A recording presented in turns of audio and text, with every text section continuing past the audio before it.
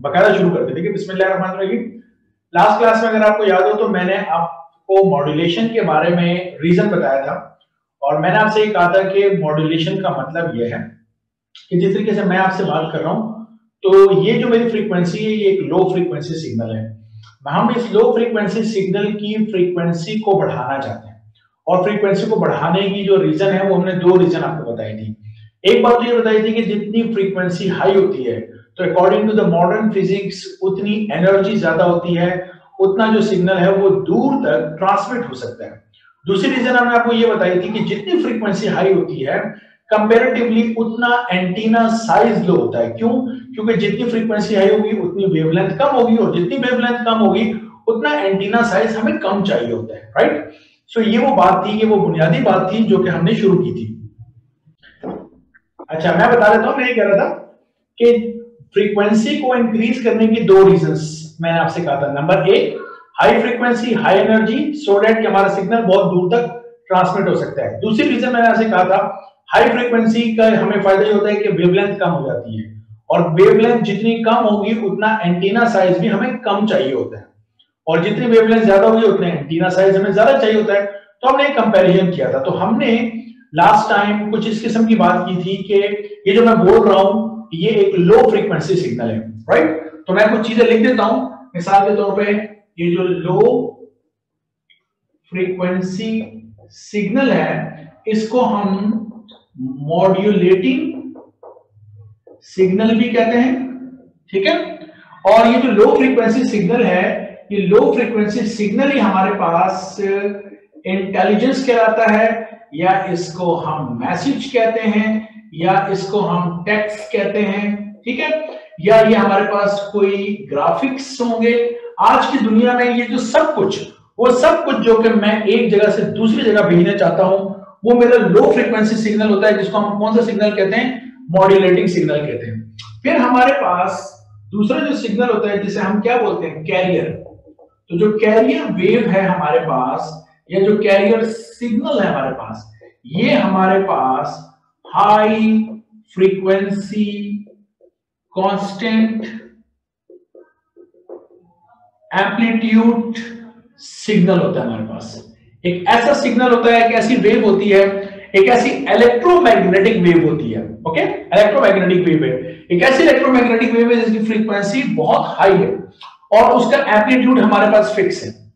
तो हम क्या करते हैं कि अगर हम किसी तरीके से एक इस तरीके से मैं बना लेता हूं, ये एक लो फ्रीक्वेंसी सिग्नल है, इसको किसी तरीके से अगर मैं प्लस करने के काबिल हो जाऊं, किसके साथ? एक बहुत ही हाई फ्रीक्वेंसी सिग्नल के साथ प्लस करने के काबिल हो जाऊं, ठीक है? सो ये मेरे पास कौन सा सिग्नल है जिसे मैं कह रहा हूं लो फ्रीक्वेंसी सिग्नल, और ये मेरा कौन सा सिग्नल है जिसको मैं कह रहा हूं हाई फ्रीक्वेंसी सिग्नल। तो ये जो प्रोसेस है इस प्रोसेस को हम कहते हैं modulation. This is called modulation. Okay, ये हमारे पास मॉड्यूलेशन का प्रोसेस कहलाता है। मेरा ख्याल है ये बात समझ में आ रही होगी। And this is just to refresh your memory, जो कि लास्ट टाइम मैं आप लोगों से बात कर रहा था। तो मॉड्यूलेशन की रीजन हमें समझ में आगे की मॉड्यूलेशन की जो रीजन है वो ये है कि हम अपने जो मैसेज सिग्नल है, लो फ्रीक्वेंसी सिग्नल है, उसकी फ्रीक्वेंसी को इंक्रीज करें। अब बात करते हैं कुछ मैथमेटिकली, और मैथमेटिकली बात ये करते हैं कि ये जो मेरा लो फ्रीक्वेंसी सिग्नल है और ये जो हाई फ्रीक्वेंसी सिग्नल है, ये दोनों सिग्नल मैथमेटिकली रिप्रेजेंट किए जा सकते हैं किसी इक्वेशन के जरिए।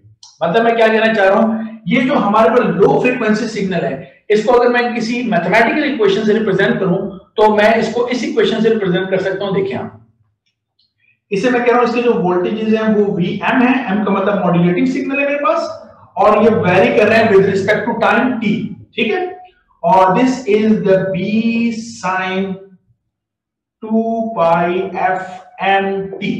तो ये जो मैंने इक्वेशन लिखी हुई है, इस इक्वेशन को जरा समझने की जरूरत है। इस इक्वेशन में ये v क्या है? वोल्टेजेस है, वो वोल्टेजेस जो वेरी हो रहे हैं।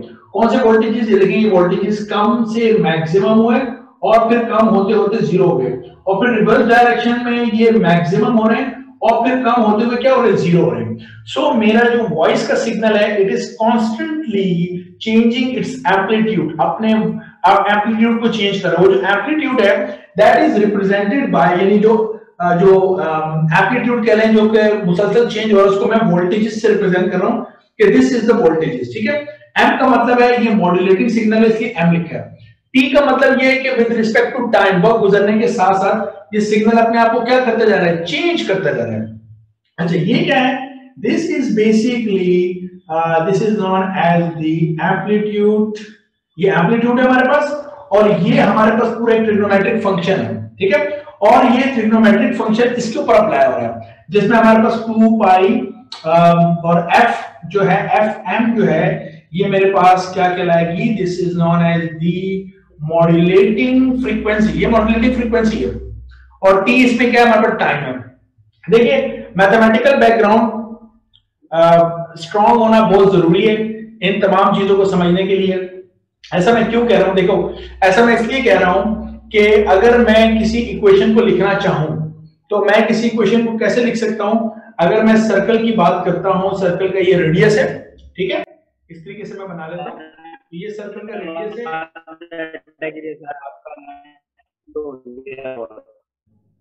अच्छा देखो, मैं एक्चुअली बताना चाह रहा था, मैं कहना चाह रहा था कि मैथमेटिकल बैकग्राउंड बहुत स्ट्रांग होना चाहिए इन इक्वेशंस को समझने के लिए। ये कोई इतनी मुश्किल इक्वेशंस भी नहीं है, लेकिन अगर आपको याद हो तो फर्स्ट ईयर में चैप्टर नंबर 8 के अंदर जहां आपने सुपरपोजिशन ऑफ वेव्स पढ़ा, आपने स्टैंडिंग वेव्स की इक्वेशंस हम लोगों ने पढ़ी थी, और उन इक्वेशन को हमने उसका एनालिटिकल जो है वो ट्रीटमेंट भी किया हुआ था। तो अगर वो जो बैकग्राउंड है हमारा, वो जो हमने फिजिक्स में इक्वेशंस को डील करना सीखा था, इक्वेशंस पे मैथमेटिक्स, सुपरपोजिशन थ्योरम्स और उनकी एडिशंस वगैरह हमने जो करनी सीखी थी, अगर वो हमारा स्ट्रॉन्ग पॉइंट है तो फिर ये सब कुछ समझ में आना कोई इशू नहीं है, बड़ी आसानी से समझ में आ सकता है। ओके, मैं कुछ थोड़ा सा आपको एक बात बताना चाह रहा था। देखिए मैं आपसे ये कहना चाह रहा था कि इसको मैं मिटाता हूं। देखिए मैं आपसे ये कह रहा हूं कि क्या मैं ऐसा कर सकता हूं कि अगर मैं एक सर्कल बनाता हूं और ये सर्कल के मैं 2 डायमीटर बनाता हूं, ठीक है, और यहां से एक आर्क की मैं बात करता हूं, ये जो एंगल है मेरे पास, ये एंगल मेरे पास क्या है, ये एंगल है मेरे पास थीटा, ठीक है, या मैं इसको कह देता हूं इससे, चलो इस एंगल को हम कह देते हैं थीटा, ये एंगल थीटा है मेरे पास। और यहां से मैं अगर एक परपेंडिकुलर गिराता हूं इस तरीके से यहां तक है, तो ये जो सेंटर से लेकर यहां पर जो पार्टिकल तक का डिस्टेंस था, ये डिस्टेंस तो फिक्स रहता है, जिसे हम कहते हैं रेडियस। तो इसको रेडियस कह लेते हैं, या इसको अगर आपको याद हो तो फर्स्ट ईयर में हमने सिंपल हार्मोनिक मोशन में इसको x नॉट से रिप्रेजेंट किया था। So this is a constant distance, या जिसको हम लोग आज क्या कहने जा रहे हैं, इसको हम कहने जा रहे हैं एम्पलीट्यूड। ये हमारा एम्पलीट्यूड है, और ऊपर से अगर हम लाइट फॉल कराते हैं तो यहां पर इसका प्रोजेक्शन बनता है q, तो सेंटर से प्रोजेक्शन तक का डिस्टेंस जो है x, ये x की वैल्यू कम या ज्यादा होती रहती है हमारे पास, ठीक है, बात समझ में आ रही है। और कैसे कम ज्यादा होती रहती है, देखो अगर ये पार्टिकल यहां पर आ जाए तो सेंटर से लेकर पार्टिकल तक का जो डिस्टेंस है वो तो हमारे पास x नॉट रहेगा, लेकिन ऊपर से अगर हम प्रोजेक्शन बनाएं तो फिर हमारे पास q ये आ गया। तो अब x की वैल्यू हमारे पास सिर्फ इतनी रह गई, जबकि पहले x की वैल्यू यहां से यहां तक थी, ये x है। सो यू कैन सी कि x कम ज्यादा हो रहा है, लेकिन x नॉट कम ज्यादा नहीं हो रहा। सो अगर मैं ये 90 के सामने हमारे पास कौन सा होता है, हाइपोटेन्यूज होता है ना। राइट एंगल ट्रायंगल की अगर मैं बात करता हूं तो ये मेरे पास है x नॉट, यहां पे 90 मेरे पास बन रहा है, और यहां से यहां तक के डिस्टेंस को मैं x कह रहा हूं, जबकि ये एंगल जो है ये मेरे पास क्या है, थीटा। सो बेस एंगल के साथ बेस और 90 के opposite hypotenuse, this is hypotenuse and this is base. तो ये दोनों किसमें आते हैं, cos theta, which is the base upon hypotenuse, right. तो अगर मैं इसको इस तरफ लेके जाता हूं तो मेरे पास बेस किसके बराबर हो जाएगा, hypotenuse multiply by the cos theta. तो ये जो बेस है ये मेरे पास x है, जबकि हाइपोटेन्यूज मेरे पास क्या है, x नॉट है, और साथ में cos थीटा है। ये एक इक्वेशन मेरे पास बन गई है। ये जो इक्वेशन है, इस इक्वेशन में ये जो साइड है ये वो है जो कि अपने आप को क्या कर रहा है, वेरी कर रहा है, वक्त के साथ साथ चेंज कर रहा है। ये वो है जो कि कांस्टेंट है, किसी भी सूरत में चेंज नहीं होगा, जिसको मैं क्या कह रहा हूं, एम्पलीट्यूड कह रहा हूं। क्यों चेंज नहीं होगा, आप देख सकते हैं थ्रू आउट द मोशन ये चेंज नहीं होता। फिर हमारे पास एक ट्रिग्नोमेट्रिक रेशियो है, फिर मेरे पास क्या है, एंगल है। क्या मैं इस एंगल को चेंज कर सकता हूं, देखिए हमने क्या फर्स्ट ईयर में ये बात नहीं की थी कि एंगुलर वेलोसिटी क्या होती है, एंगुलर डिस्प्लेसमेंट अपॉन टाइम। तो अगर हम इन दोनों को मल्टीप्लाई करते हैं ओमेगा टी, तो क्या ये थीटा के बराबर नहीं आ जाता। और ओमेगा हमने क्या पढ़ा हुआ है, 2 पाई एफ, ओमेगा 2 पाई एफ और साथ में टी, तो क्या ये थीटा की वैल्यू नहीं आ गई? तो मैं इस इक्वेशन को क्या इस तरीके से नहीं लिख सकता कि मैंने x x नॉट और cos 2 पाई ft। तो आप देख सकते हैं मैंने 2 पाई ft में थीटा को 2 पाई ft के अंदर मैंने ट्रांसफॉर्म कर दिया। मेरे कहने का मतलब है इस किस्म की इक्वेशंस हम फिजिक्स के अंदर बनाते रहते हैं। यहां पे ट्रिग्नोमेट्रिक जो फंक्शन है वो मेरे पास cos है, लेकिन मैं इस cos को रिप्लेस कर सकता हूं किससे? साइन से, और साथ में एंगल 2 पाई ft। ये जो चीज है ये मेरे पास एक फिक्स एम्पलीट्यूड है, राइट? उस फिक्स एम्पलीट्यूड को हमारी किताब वाले ने क्या किया हुआ है, उसने लिखा है कि दिस इज b, ठीक है, उसको b से रिप्रेजेंट कर दिया। b का मतलब है ये फिक्स एम्पलीट्यूड है, और साथ में ये जो वेरी होता जा रहा है, ये कह रहा है कि अगर जो वेरी होने वाली चीज है वो वोल्टेजेस है, तो voltages with respect to time मैं इसको लिख सकता हूं। तो आप देख रहे हैं मैंने कितनी आसानी से ये इक्वेशन बना ली है जो कि मॉड्यूलेटिंग सिग्नल के वोल्टेजेस को चेंज होता हुआ बता रही है। सो हमारे पास पूरी एनालिटिकल ट्रीटमेंट है जिसके जरिए हम किसी भी वेव की इक्वेशंस को बना सकते हैं। नाउ यहां पर ये मैंने एक इक्वेशन आपको बना दी, ये बहुत आसान है। इस तरह की इक्वेशंस हम कैरियर सिग्नल के लिए भी बना सकते हैं, और कैरियर सिग्नल के लिए जब हम बनाते हैं तो जिस तरीके से अभी मैंने क्या किया कि मैं अगर ये कहता हूं कि ये ऑलरेडी जो बनने वाला सिग्नल है ये क्या है? फाई, ठीक है, सॉरी, बनने वाला जो एंगल है वो फाई है, और यहां पर पोजीशन P1 पर मेरी बॉडी थी। अगर ये पार्टिकल पोजीशन P2 पे आ जाता है तो ये जो एंगल बन रहा है ये मेरे पास क्या है? थीटा। तो इस दफा जो टोटल एंगल मेरे पास बन रहा है वो थीटा प्लस फाई है। तो मैं कैरियर के अंदर 2 पाई ft और प्लस फाई ऐसे करके क्या ये पूरा सिग्नल नहीं लिख सकता? 2 पाई ft प्लस फाई। तो फाई क्या है? इनिशियली हमारे पास फेज बन रहा है, इनिशियली जो एंगल वेव बना रही है उसको हम किससे रिप्रेजेंट करते हैं? उसको हम फाई से रिप्रेजेंट कर सकते हैं। इस फाई का मतलब होता है ये इनिशियल एंगल है, राइट? यहां पहुंचने के बाद वैसे तो मैंने कैरियर के ऊपर बात करनी है, कैरियर की इक्वेशन भी मैं लिख देता हूं। तो ये मैं कहना चाह रहा था कि अब आप इसको जरा समझ लें। इसमें ये एफ जो है ये फ्रीक्वेंसी है, मॉड्यूलेटिंग फ्रीक्वेंसी, ठीक है, मॉड्यूलेटिंग सिग्नल की फ्रीक्वेंसी, टी टाइम है, 2 पाई हमारे पास जाहिर सी बात है चेंज होने वाला एंगुलर डिस्प्लेसमेंट होता है किसी भी वेव का, और ये हमारे पास वो वोल्टेज है जो कि वक्त के साथ साथ चेंज हो रहे हैं। जबकि ये क्या है? दिस इज ए फिक्स, या जिसको हम कहते हैं कांस्टेंट एम्पलीट्यूड, ठीक है।